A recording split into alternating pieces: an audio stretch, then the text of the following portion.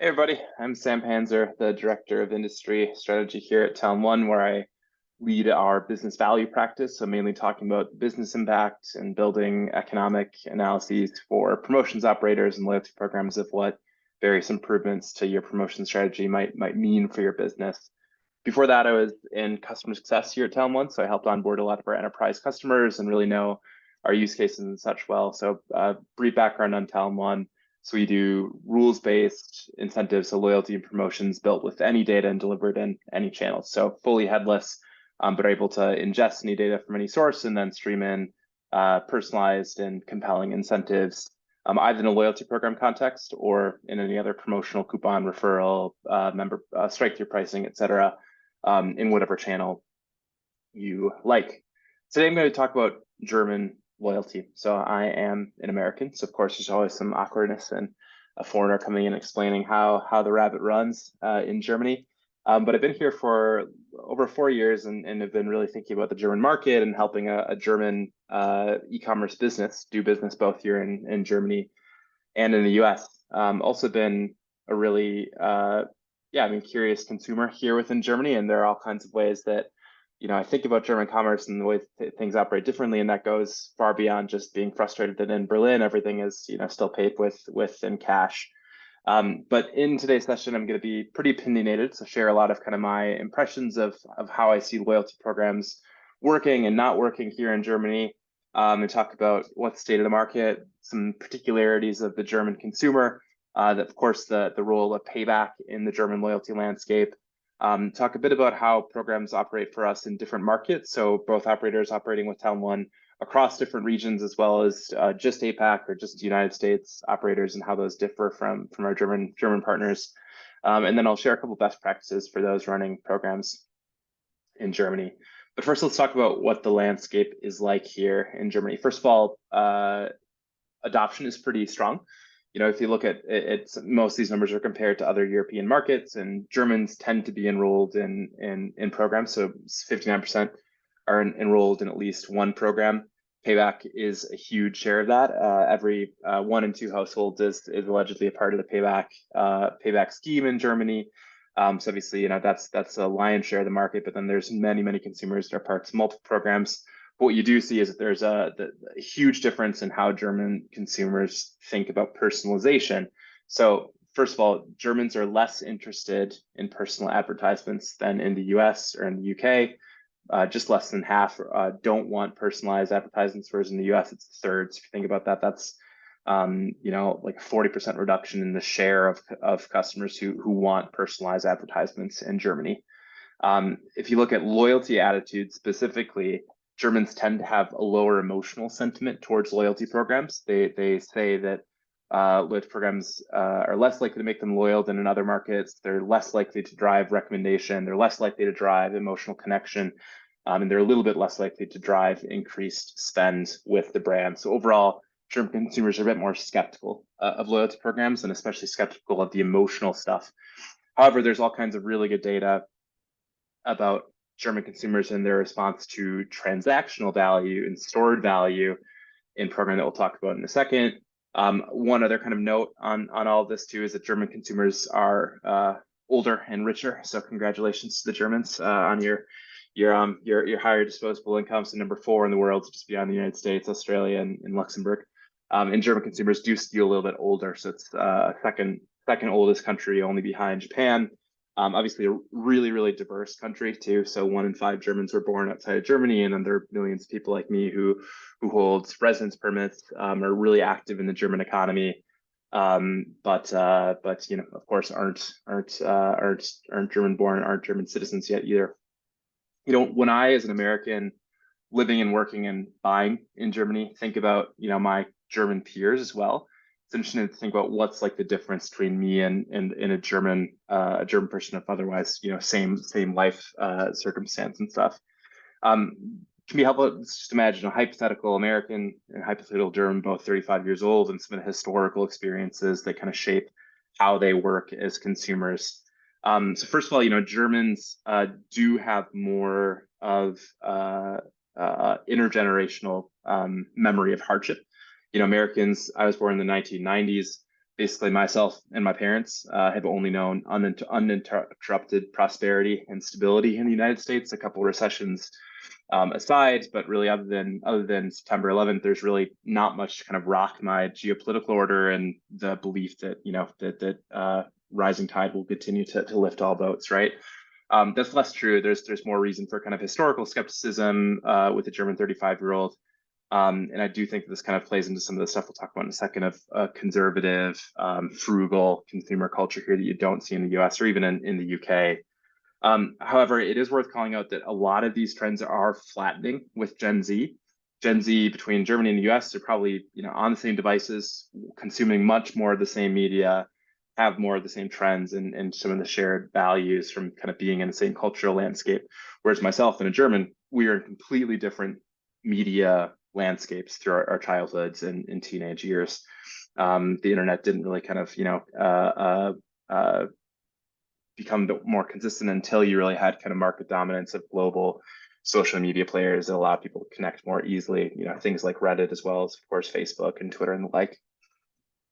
Now, one thing that I think that brand operators really underestimate when they're operating in Germany from other countries, so if it's a UK operator running a program that is also available in German, there is this Sparen culture, saving culture. When I first moved to Germany, there's a exhibit on about Sparen, Geschichte einer deutschen Tugend, so like a history of a German virtue. And I thought, okay, well, that's kind of interesting. Germans must really like to save, and maybe there's something more to it. There is a lot more to it, but it really is, still primarily about savings, and that this is something that's rewarded in German culture and has been repeatedly reinforced throughout very different historical periods. So when I think about this mindset of persisting across 150 or so years, since kind of the Prussian notions of order and discipline really birthed this in modern German culture. There have been two savings wipeouts since then, so 1923 and 1948 after the wars, where basically anything Germans had saved was completely obliterated in value. And yet the savings culture has endured and been rewarded, and then most recently kind of strengthened or validated in the Eurozone crisis, and obviously is a big part of the Wirtschaftswunder post-war recovery story as well. Kind of these financially disciplined Germans working really hard and saving their way into prosperity. Some of that's myth making, but of course that is kind of a big part of the culture here. And I think this is something that's really, really, really different, even from comparable developed European and North American economies. Germans do save at about twice the rate of, or almost twice the rate as UK residents, about twice the rate as Americans as well. Americans and UK are both at 8%. Germans 12 to 15%, with a lot on kind of the higher end of that. So that's really different. I think that this cultural force of Sparen also really impacts how brands operate and how loyalty programs operate, and really need to show users stored value and convincing members that there is a savings element, but also a not just savings on the transaction of savings on a discount, but also saving and accruing value with the brand over time. This kind of focus on value also really impacts how advertising is done in Germany. So this is a great Deloitte paper. It's a little bit out of date, but still holds true. Just grabbed some of the advertising cues that you see in different markets, so between Germany and the US. So these are in this Deloitte study, the percentage of advertisements that cue towards this type of attribute. So sensory things, touch, feel, kind of like the material makeup of an item. That's described in 37% of German advertisements and only 2% of American advertisements. So this list is just kind of some of the ones that are the most different. So there are a bunch that are very alike, but these I find really interesting. Performance is really high focus too, of like, how will this item hold up? What is this item like physically? Whereas the American branding and advertising is going to be more kind of storytelling, more bullshitty, if you will. So I like this example of like make up a really boring item and advertise it in Germany versus the US. Germans might take a paper clip and say it's steel, 3.5 centimeters, and it's on sale.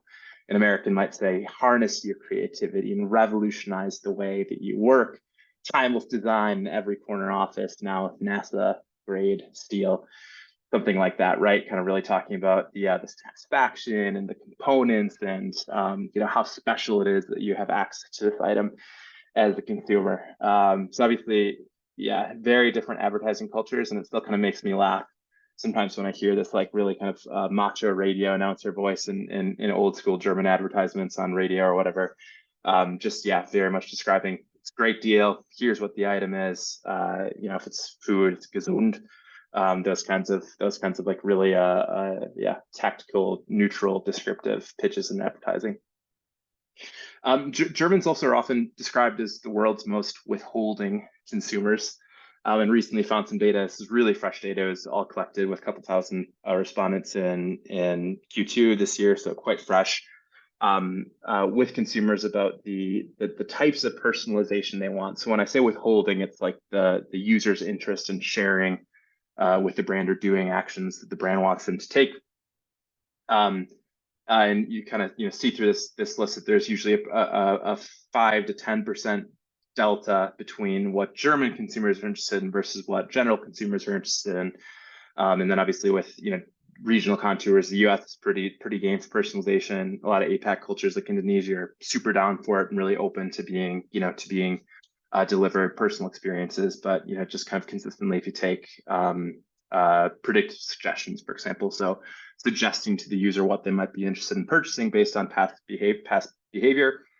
Generally, there's some skepticism around that. It's 26% is the global average per this airship data. In Germany, it's 16%. So 26 to 16 means you have a really significantly smaller batch of customers to even work with to deliver predictive suggestion of what they like.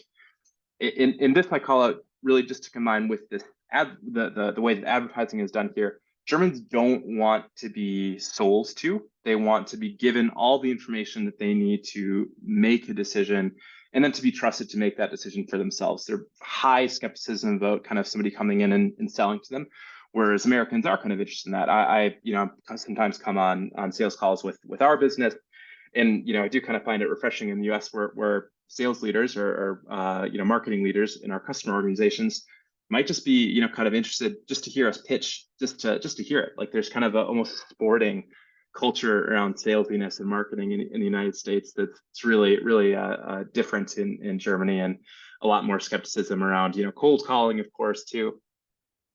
Usually when I've heard my CEO get a cold call to his phone, he'll tell them, no, this isn't who you think it is. I'm a random mechanic in the middle of Germany. Just kind of make up a pseudonym to get people to stop calling him and think that this number is a deadline, right? Which I think is super typical German of like not wanting to pitch, just being able to collect information and factual information, make the decision myself. Another kind of part of the German consumer's reputation is that they're extremely demanding. And I've thought a lot about this over the years because, on one hand, I get where this comes from, this perception that Germans are demanding consumers, but it's kind of in conflict with this other notion of really looking for good value and thriftiness and stuff. But it's kind of those things in cooperation as well as how Germans communicate. So how can a cultural communication work? So I pulled up a graphic from the Culture Map, which is a really awesome book if you're operating interculturally, just to know how decisions are made and how communication works in different cultural contexts. So I laid out a couple. There's like a dozen different traits that they map, but let's take communication. So the first row here. So Americans are extremely what's considered low context communicators. So that means that we really just kind of cut right to the point. We tell you exactly what we're thinking for the most part. Obviously, there's some passive aggression in the culture that isn't captured in this, but for the most part, in business context, we communicate without fluff. Whereas if you take culture in the high end of this, so a lot of Latin American cultures and Japanese business culture especially, they won't tell you exactly what the desired outcome is. They pass a bunch of information onto you and leave it to you to kind of deduce what the exact meaning is.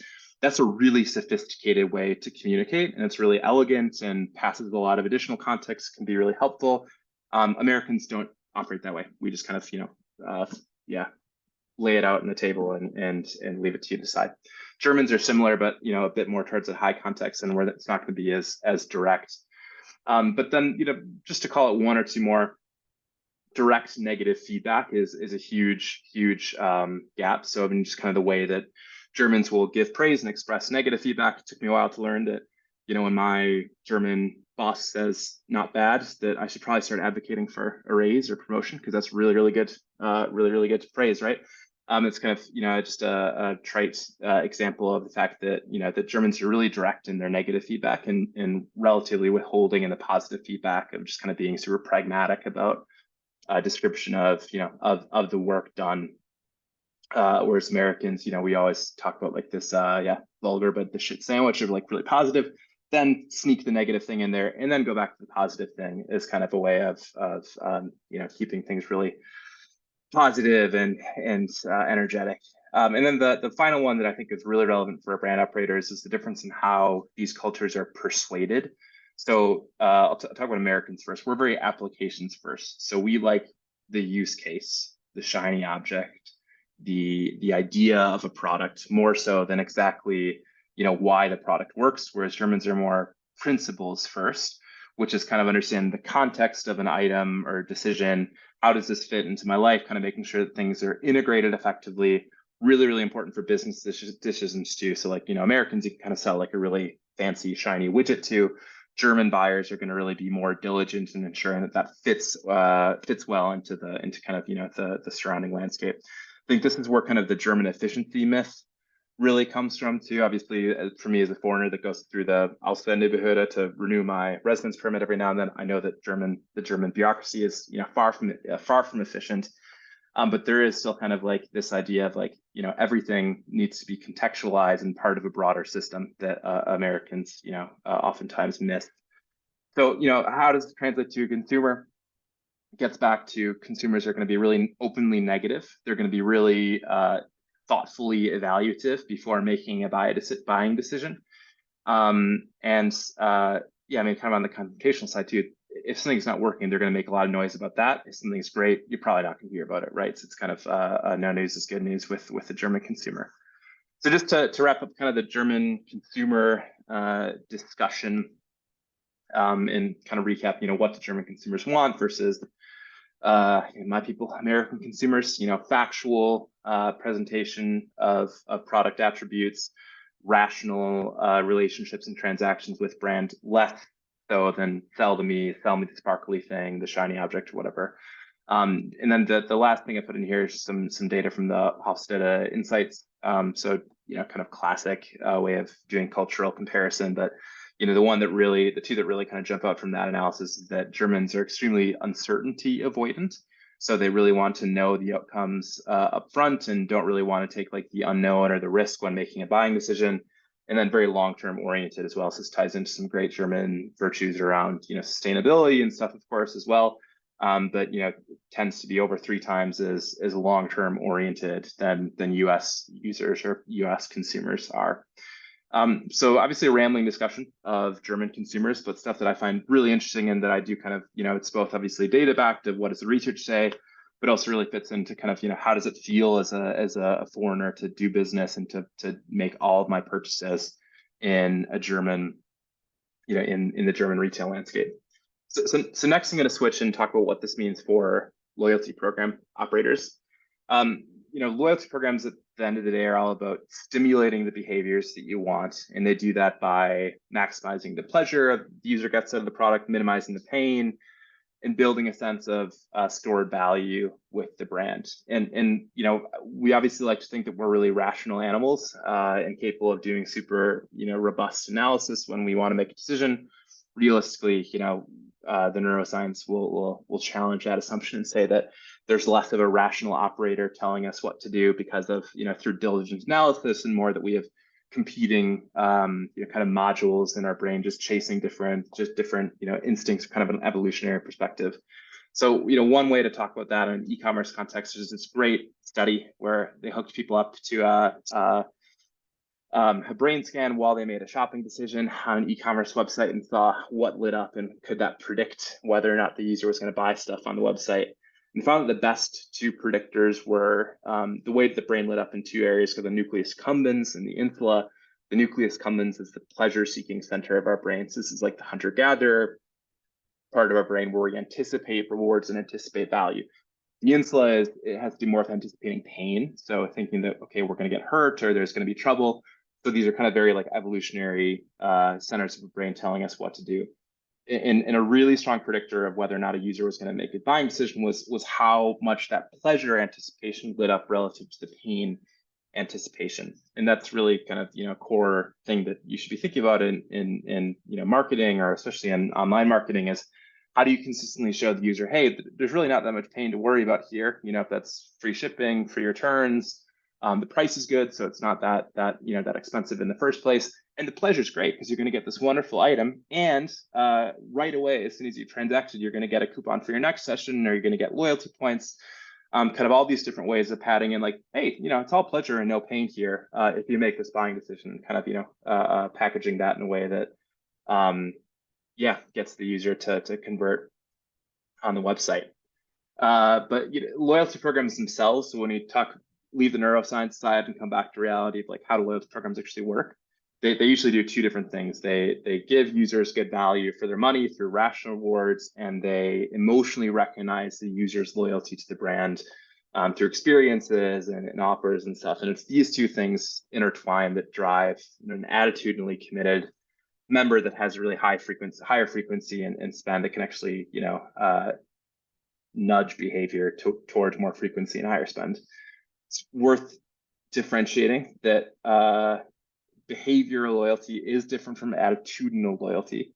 So behavioral loyalty is just going to be, okay, going repeatedly to the same business because it's convenient, or it's what I'm used to, or it's on the way home from work, whatever. Whereas attitudinal loyalty is actually, there's an emotional connection that keeps me coming back to those business. Obviously, they bleed together, but they're not necessarily the same thing. Phil Shelper, a loyalty consultant that we do a lot of work with, once described this as Blockbuster versus Netflix. The Blockbuster had behavioral loyalty because people came and they bought or rented their DVDs and VHSs from Blockbuster all the time. And Blockbuster looked at that and said, well, people love us because they come back to us every week. They love paying their $5 fee if they're a day late. They love driving to the store, finding out their DVD is not in stock, and then having to wait until it comes back in. And underestimated the start of Netflix, which totally changed how that all works. And Netflix actually did cultivate, attitudinal loyalty by eliminating all that pain that Blockbuster thought, hey, that's fine because people love us, they keep coming back, so why should we worry about kind of the the upstart?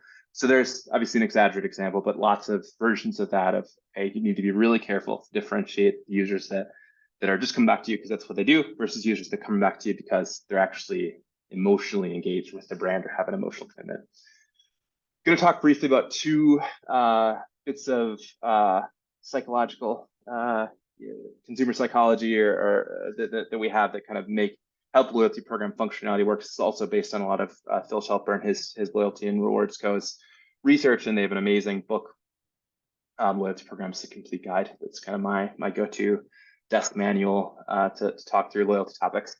But so we talked about the neuroscience, talked about kind of the programs. Now I just want to talk about some specific mechanics of programs and why they work. So we'll talk about something called the endowed progress effect, which is the idea that if a user feels like they're already on their way towards a goal, they're more likely to complete that goal. So an experiment to test this it had to do with car wash punch cards. The idea is if you wash your car 10 times, you get a free car wash. The experimental groups for this experiment received two different punch cards. One was just 10 stamps, fill in 10, you get a free car wash. The other had 12 stamps, but the first two were pre-filled. In either case, you had to fill 10 stamps to get a free car wash. However, the one that had 2 stamps pre-filled had a 15% higher completion rate than the stamp that was just 10 blank car washes to fill out to earn. Same amount of work required for the user to get the exact same reward, but simply helping the user feel that they're already on their way towards a reward to really boost the likelihood that they actually see that goal through to completion. See this in actually, sorry, gonna go back and talk about another effect quick called the goal gradients effect. So this is kind of a sort of this different side of the same coin, that the closer you get to that same reward, the more the faster that you accelerate activities to earn the reward. So an experimental case in this is rats chasing food. So the rat's able to see that there's food at the end of their path, but the rat's pace accelerates the closer they get towards reward. Humans are just, rats with bigger brains and thumbs. So same kind of idea that the closer we get towards rewards, the more likely or the faster we'll take actions to actually receive that reward. So both of these two things come together are a reason that a lot of like the metering functionality that you see in loyalty programs is really effective, as well as a lot of the point sign up activities. So, like Subway, for example, I think they do triple points in your first week with Subway because they want to get people who are actually going to, come into Subway several times a week. And by giving them progress early on, really nourishing those initial behaviors and to make them feel they're already on their way towards a goal, the more likely they will be to spend frequently enough to hit the next reward tier. Screenshots in here, just a bunch of our customers' programs that we power. So Afterpay, Flash Coffee, Foot Asylum, Jimmy Brings Drink Delivery Service, Debenhams Beauty Club, Nando's, the Peer Chicken chain, very different businesses across here, but you will see that all of them have some degree of loyalty progress that's communicated and obviously can speak to the user at different stages for, particular challenges and incentives, say, to get them to make that last sprint towards tier. You see this in like airline programs too, that people will book flights just to get status at the end of a status earning period, for example.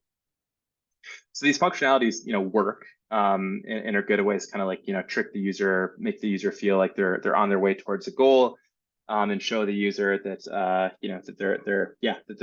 they're on track. I mean, obviously, some of this stuff can feel a little bit manipulative or tricky, but ultimately, it's just kind of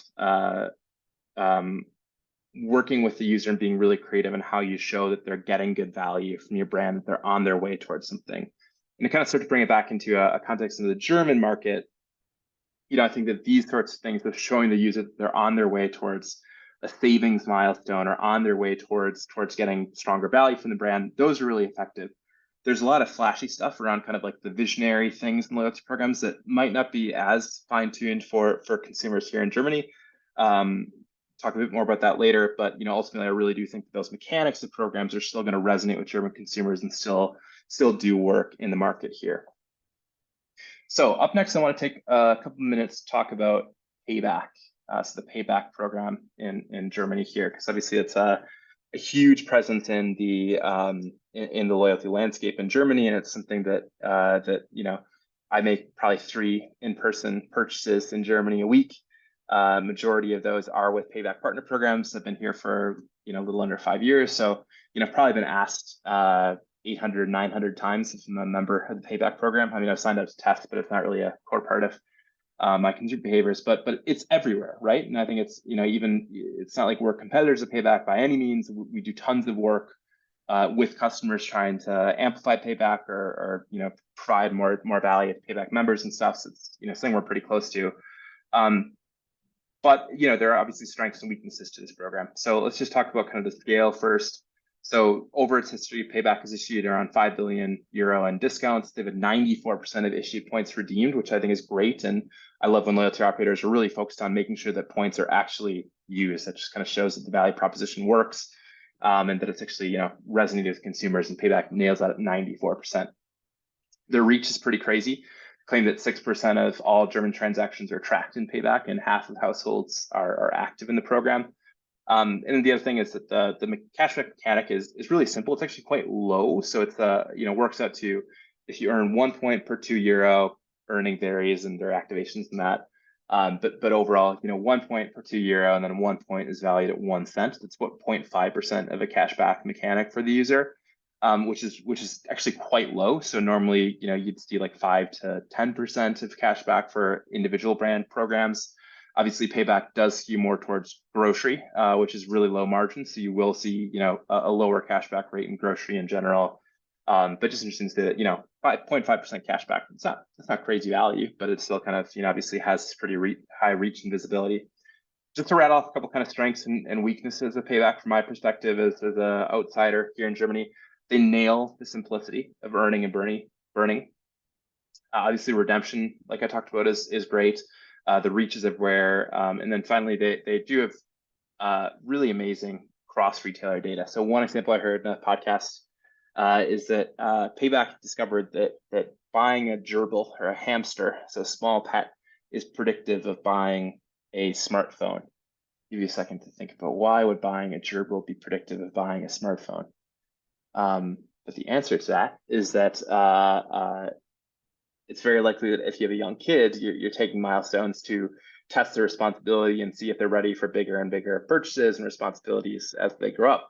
So just the timing of youth is such that it's common to have a hamster as kind of your first responsibility as a little kid, and then maybe within a year or two of that, it's likely that you'll also be trusted with your own smartphone or a hand-me-down phone from your parents, something as your first kind of access to the internet or whatever. So just kind of interesting. Not many retailers are selling hamsters and iPhones. Payback does have that kind of visibility. The ability to use that data is it's expensive for the brand. I think that Reva Group, just by industry speculation, I've heard is like 100 to 150 million contract payback for kind of their access to program data and their use of the program in Reva, and big part of why Reva is moving off of payback. But ultimately, what I think about with payback is just that my decision to buy with a brand is kind of intimate, right? Like I'm trusting this brand with my business, and I'm going to get an item from them.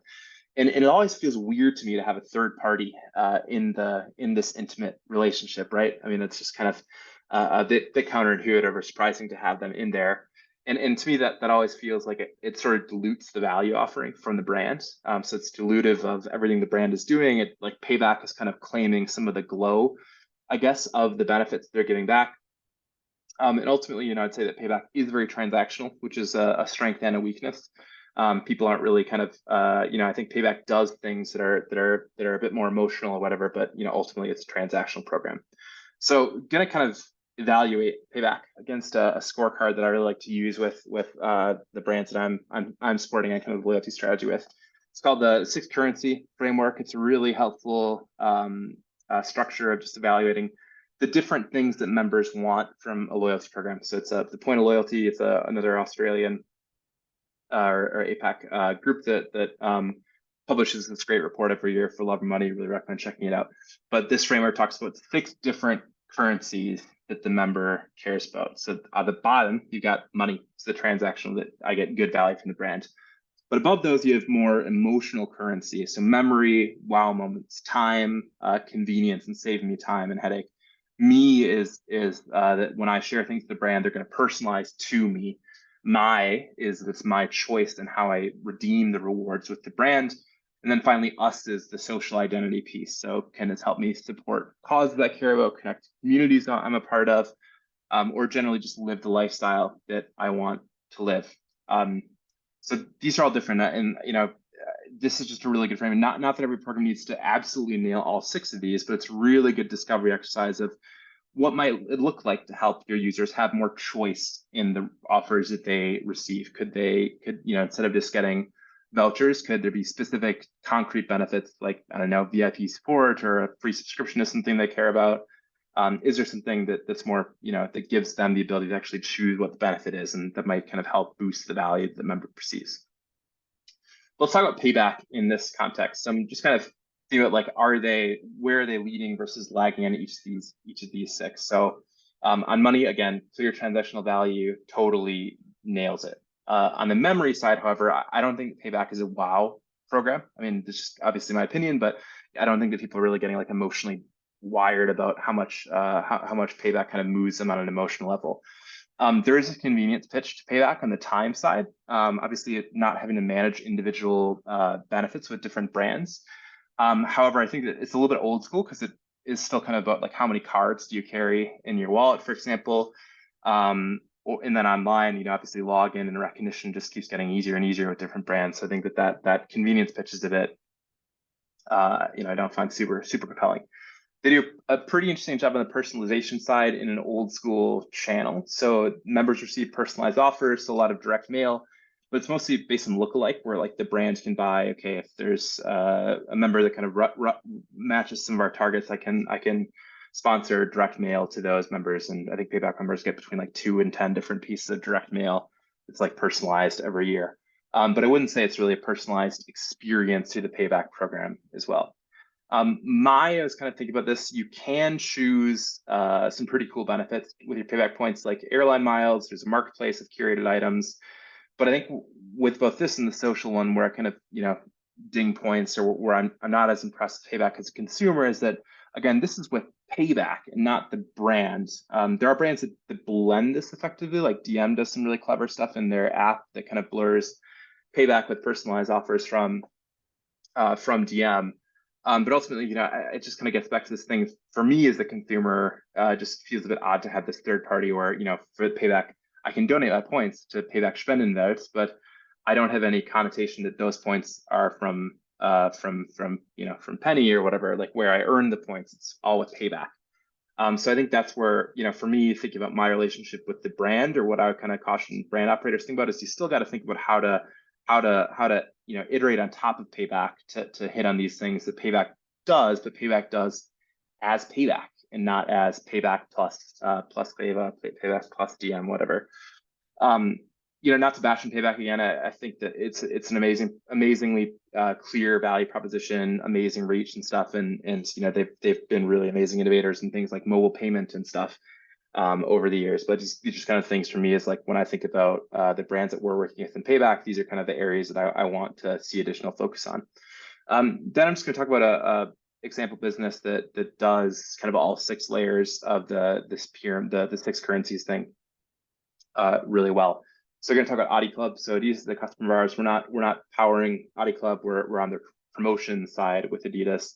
But if you look at the Audi Club program, you should really go on the landing page and look, because like the actual way that you use points is so below the fold on the Audi Club landing page. Everything else is really about these amazing brand activations that are still like targeted and personalized to the member. So first and foremost, you can earn points by running and tracking it in the Adidas running app. So there's clever ways to earn points that really tap into the emotional glow of when I run, I feel good, I feel proud of myself, and Adidas is there. Like Adidas is kind of claiming my emotional experience around that run, which is really clever. To jump to like the My piece, I can choose which rewards I get by bidding on different really amazing items that Adidas has executes because their brand reach, like signed Messi jerseys or World Cup balls. And then obviously, there is like, again, like the tactical spending points to get specific product access, or to not have to worry as much about when a new product drops. And if you've tried to buy, is it Stan Smith, or no, it's not Stan Smith. I forgot there's like one random Adidas shoe that's been around for ages, but it's like the hottest thing this summer. Like you can't get them. They're and people like, it's a shoe that's been available for probably 20 or 30 years. But just, because it's hot, you can't get it. And, Audi Club membership is just a way that you can kind of secure access to hot items, because Adidas is a brand that generates a ton of heat, which can really kind of, if you're loyal to the brand, that can also create a big headache of not being able to get the items that you want. So Audi Club, packages protects you from some of the inconvenience there. So let's start talking about Germany again, because we've obviously been talking about Adidas and kind of best practices. But I just want to call it that program functionalities resonate differently in different markets. So I think that even for me as an American loyalty, advisor, a loyalty vendor, I see kind of peers or competitors who are kind of recommending specific things that might work in their home market, like might work in the UK, they might work in the United States, but obviously, as as loyalty operators in the market, you need to know your market, you need to know your consumer, and functionality will work differently in different markets. So, these are like 8 different functionalities that Talon.One supports, and I think, again, from Phil Shelper's work of just these are kind of the menu of functionality that programs have. We run all of these in different markets, but just kind of think about what works in different markets. So we do a ton of work in APAC, especially in the food retail, grocery retail space. We do some work with shopping center operators and kind of big box retailers, as well as quick service restaurants, so chains like Flash Coffee and KFC, and then a lot of digital banks and neobanks. And one thing we see down there is that there is a ton of gamification, and oftentimes that gamification is just for the sake of gamification. You can earn points just for kind of literally just playing a game, and just kind of a way to tap into this mobile first and more gaming friendly culture. But I think that gamification just for the sake of gamification is going to play differently in Europe, and just kind of what works in APAC won't necessarily work in Europe. However, it has really been formative for us as a operator to see how effective gamification can be, and to see how important it is to nail the mobile experience of programs, and also just how convincing non-financial rewards can be. I think had we started in Germany and not done as much work as we had in APAC, we would discount, we would undervalue the non-discount benefits that programs offer. But our work in APAC, just having fun with the brand really can be effective, even though German consumers again tend to be more disciplined, I guess.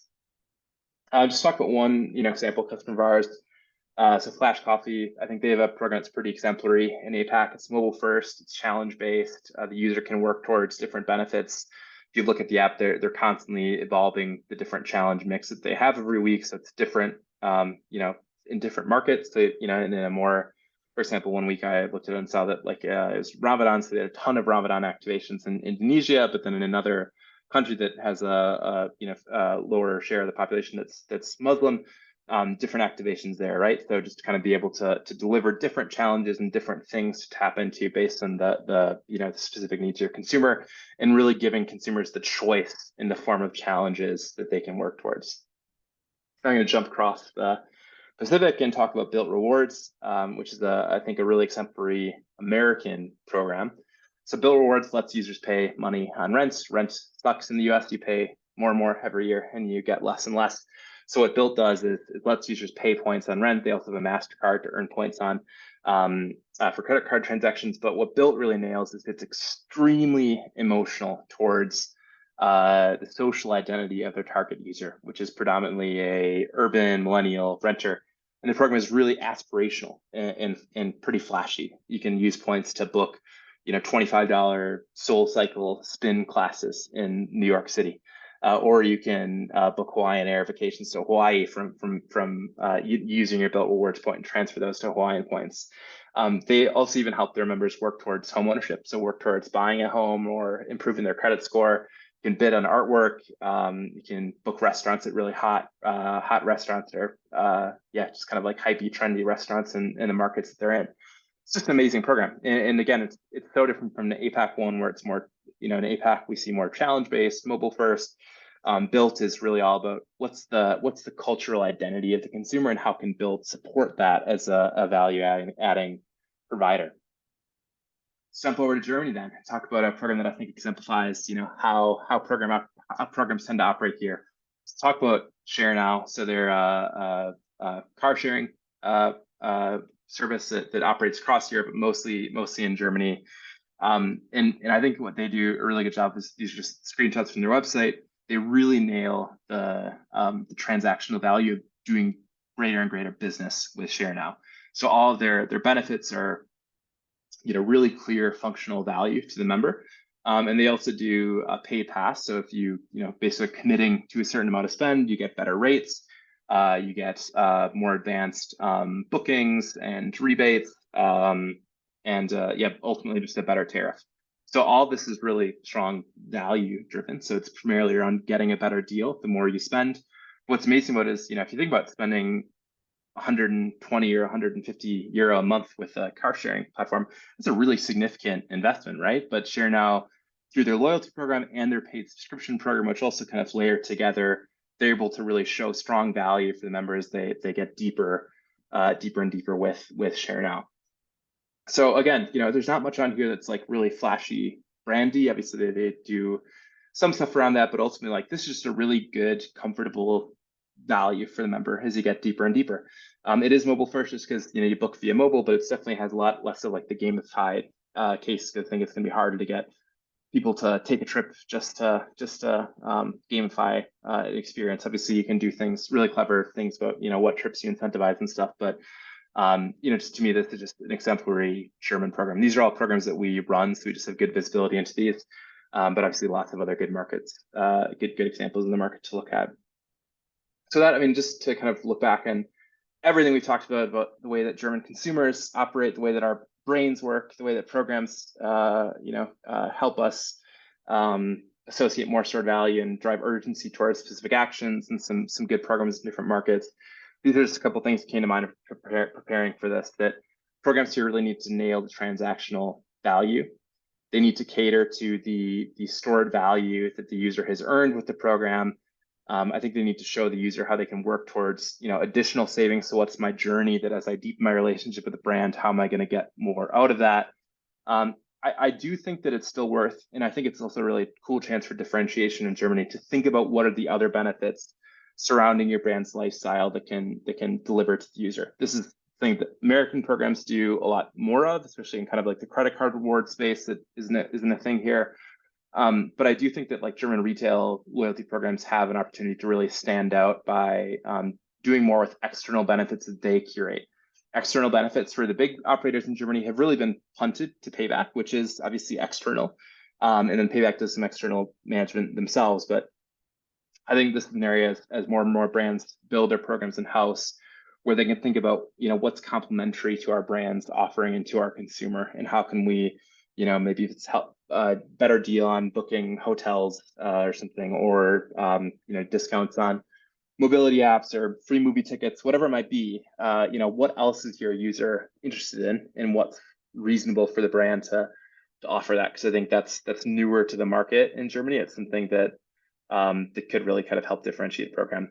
But ultimately, I think that in the US there might be more appetite for complexity and shiny and kind of more sparkle in programs. But I think the German programs really need to keep it simple and deliver a really strong value message to the user, because there is kind of this greater skepticism around personalization and, hey, don't sell to me, just tell me the facts. So I think that programs really need to kind of really nail the fundamentals. You're not gonna get by just on a sparkly branding alone. So I hope this is helpful. I mean, happy to kind of talk through your program's offering and what might be effective things to test and stuff for that. But otherwise, this is just my perspective as a lowly Ausländer who's spending a lot of money here in Germany and has made this place my home. So all meant to be with the utmost respect, because I love it here, but it's a different market. I think that operators should be aware of what exactly makes it different. Great, thanks. Here are a couple other resources. Otherwise, let's connect on LinkedIn and talk there. Bye.